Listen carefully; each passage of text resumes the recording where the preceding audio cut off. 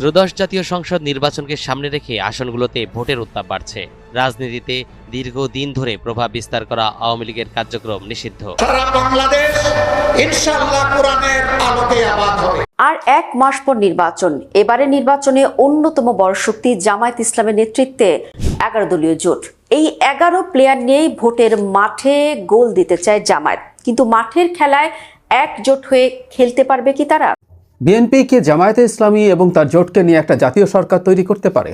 এই প্রশ্নটা উস্কে দিয়েছেন জামায়াতের আমির স্বয়ং ডাক্তার শফিকুর রহমান। বিএনপির প্রধান জনাব তারেক রহমানের সাথে দেখা করেছিলেন। দেখা হওয়ার পর বেরিয়ে তিনি কিছু কথা বলেছেন, তাতে মনে হতে পারে তিনি অ্যাটলিস্ট গায়ে পড়ে চাইছেন একত্রে একটা সরকার, মানে একটা জাতীয় সরকার তৈরি করে তারা থাকবেন একসাথে। শুরুতে একটা খটকা লাগলো, জামায়াতে ভোটে টোটে জিতে নাকি অনেক কিছু করে ফেলবে। অনেকে বলছেন বিএনপি বিরোধী দল হিসাবে ঠিকঠাক মতো পারফর্ম করবে কিনা, মেনে নিবে কিনা। আবার আমির এসব বলছেন। অবশ্য কেউ কুটতর্ক করতেই পারেন যে তিনি রাদার বিএনপিকে সাথে নিতে চাইছেন, তিনিই সরকার গঠন করবেন কিন্তু বিএনপিকে ছেড়ে দেবেন না।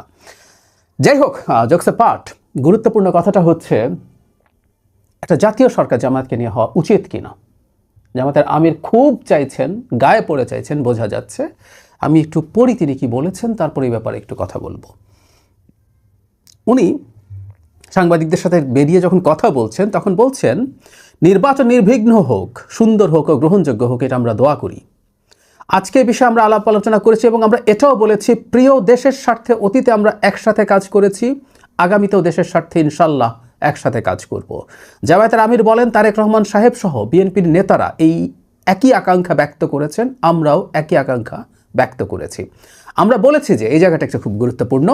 5টা বৎসরের জন্য জাতির স্থিতিশীলতার স্বার্থে, একটা সুন্দর পরিবেশ ফিরিয়ে আনার স্বার্থে আমরা সবাই মিলেমিশে ভালো কোনো চিন্তা করতে পারি কিনা সেটাও আমাদের চিন্তা করা দরকার। এই জায়গাটা আবার খেয়াল করব আমরা।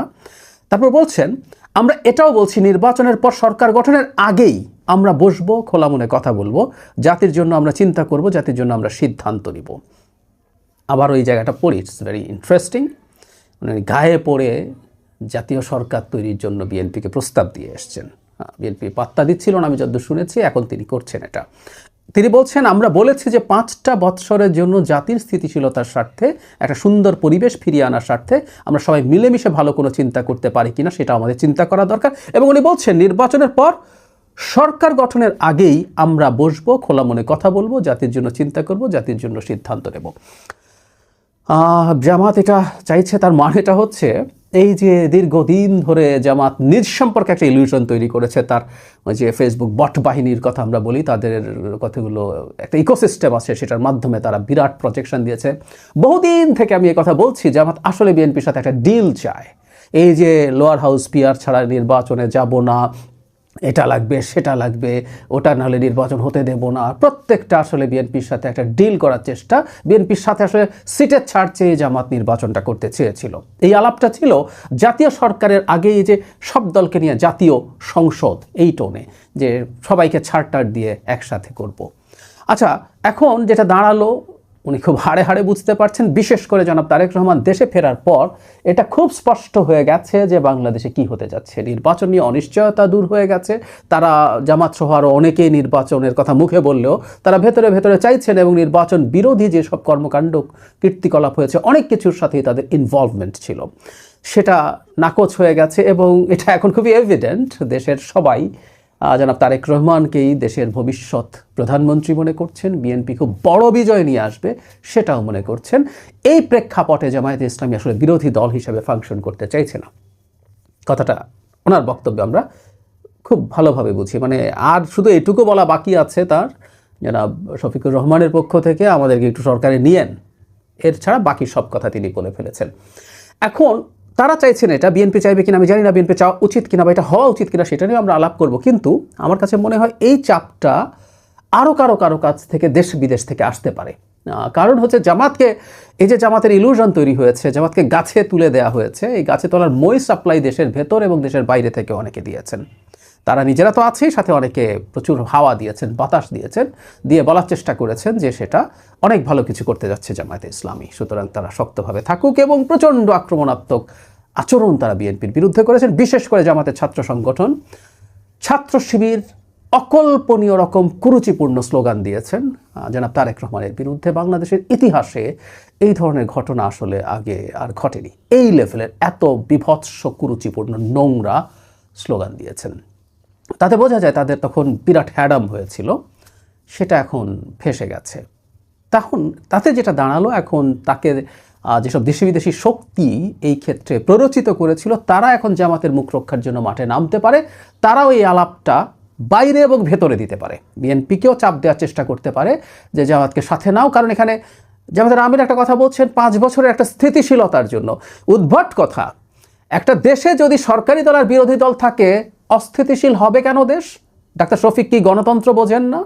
গণতন্ত্রে একটা বিরোধী দল থাকে, সে নিয়মতান্ত্রিক আন্দোলন করে, বরং আমরা এটাকে গণতন্ত্রের জন্য ইম্পর্টেন্ট বলে মনে করি। বিএনপি ক্ষমতায় গিয়ে দেশটাকে স্বর্গ বানিয়ে ফেলবে না, শতভাগ সহি সরকার চালাবে না, ওর অনেক ভুল হবে, অনেক জায়গায় অনেক রকম অনিয়ম হবে। চোখ বন্ধ করে বলে দিতে পারি জনাব তারেক রহমান সর্বোচ্চ আন্তরিক আছেন, কিন্তু সেই পুরনো দল এবং পুরনো রাষ্ট্র ব্যবস্থার মধ্য থেকে কাজ করা কঠিন হবে। তার কাজ হবে তখন সেগুলো নিয়ে রাজনীতি করা, সেগুলো নিয়ে চাপ তৈরি করা। এভাবে একটা গণতান্ত্রিক ব্যবস্থা এগিয়ে যায়। ওনারা সরকারের থেকে সকল স্থিতিশীল করতে চাইলে তো একনায়কতান্ত্রিক বা একদলীয় সরকারগুলোই সবচেয়ে স্থিতিশীল। তাহলে কি বাংলাদেশ একটা বাকশাল বানিয়ে ফেলতে হবে? অথবা বিরোধী দলের থেকে তাহলে কি তারা অন্যায়ভাবে, বাজেভাবে, ফালতু কারণে সরকারকে ডিস্টার্ব করবেন, এই হুমকি দিতে চান? এটা বলতে চাইছেন তারা? একটা নিয়মতান্ত্রিক গণতান্ত্রিক দল আসলে চেষ্টা করতে হবে সে যেন ক্লিয়ারলি নিয়মতান্ত্রিক রাজনীতি করে, কোনো অস্থিতিশীলতা তৈরি না করে। একটা সহি গণতান্ত্রিক দল কোনো দেশের অস্থিতিশীলতার জন্য দায়ী নয়। সে বক্তব্য দেবে, সে আন্দোলন করবে, সে মিটিং মিছিল করবে সরকারের ইস্যু ভিত্তিক। কিন্তু একটা নির্বাচিত সরকারকে ডিস্টেবিলাইজ করার চেষ্টা যদি কেউ করে বা কথার মধ্যে যদি সেই হুমকি থাকে, এটা খুব ভয়ঙ্কর ব্যাপার। এটা করা যাবে না, এটা করা যায় না। শেখ হাসিনার প্রতিটা ক্ষেত্রে যাই ঘটুক আমরা তাকে চলে যেতে বলতাম, কারণ সে একটা অনির্বাচিত অবৈধ সরকার ছিল। সামনে যে সরকারটা গঠিত হচ্ছে সেটা যদি বিএনপি সরকার হয়, সেটা জনগণের বৈধ ম্যান্ডেটে গঠিত বৈধ সরকার, তার বিরুদ্ধে ইস্যু ভিত্তিক আন্দোলন হতে পারে। আমি ব্যক্তিগতভাবে মনে করি বিএনপির এই ধরনের কোনো প্ররোচনায় পা দেওয়া উচিত না, অথবা যদি খানিকটা চাপ বা এক্সপেকটেশন কোনো দেশি বিদেশি শক্তিশালী পক্ষের দিক থেকেও আসে, সেটা গ্রহণ না করা। গণতন্ত্রের খুবই ফান্ডামেন্টাল হচ্ছে সরকারি এবং বিরোধী দল। বরং জামাতের যদি এত সাহস থাকা উচিত আসলে বিরোধী দল হিসেবে তার গড়ে ওঠা, আওয়ামী লীগের অ্যাবসেন্সে বিএনপির বিপরীতে দাঁড়িয়ে তার বিরোধী দল হিসেবে গড়ে ওঠার এই সুবর্ণ সুযোগটা নেওয়া উচিত, নিয়ে তার গ্রো করা উচিত। এবং এভাবেই সরকারি এবং বিরোধী দল মিলেই একটা দেশের গণতন্ত্র কার্যকর থাকে, গণতন্ত্র চলতে থাকে।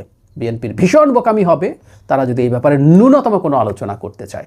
দেশের স্বার্থে একসাথে কাজ করার তো খুব সহজ। একটা গণতান্ত্রিক ব্যবস্থা, একটা পার্লামেন্টারি সিস্টেমে বিরোধী দলও সরকারের কাজে একসাথে পার্টিসিপেট করে। জনাব তারেক রহমান সেটাই মিন করে থাকার কথা। এখন সেটার মানে যদি উনি এভাবে পড়েন যে সরকার নিয়েও আলাপ হতে পারে, সরকারে থাকা নিয়েও আলাপ হতে পারে, সেটা তিনি ভুল পড়ছেন। আর বিএনপি যদি এ ধরনের কিছু ভাবতেও যায়, আমাদের মনে হয়, আমরা যারা দেশকে নিয়ে ভাবি, আমাদের মনে হয় যে দেশের গণতান্ত্রিক একটা ট্রান্সফরমেশন হোক, তাদের ক্ষেত্রে উচিত হবে, তাদের দিক থেকে উচিত হবে এটার বিরুদ্ধে প্রতিবাদ জারি রাখা। কোনোভাবেই এদেশের গণতন্ত্র এবং ভবিষ্যতের জন্য ভালো কিছু হবে না।